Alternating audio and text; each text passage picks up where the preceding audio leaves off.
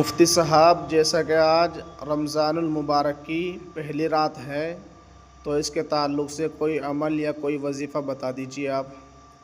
السلام علیکم ورحمۃ اللہ وبرکاتہ۔ محترم ناظرین حضرات، آج رمضان المبارک کے مہینے کی پہلی رات ہے۔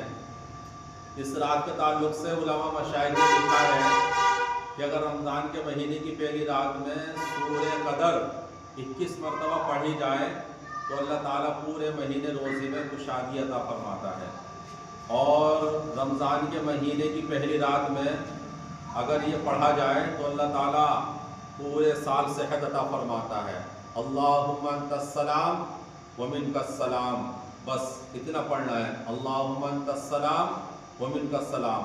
21 مرتبہ اس کو پڑھے، اس سے انشاءاللہ صحت ملے گی، اور 21 مرتبہ سورہ قدر پڑھے، انشاءاللہ اس سے روزے میں اضافہ ہوگا۔ وآخر دعوانا ان الحمدللہ رب العالمین۔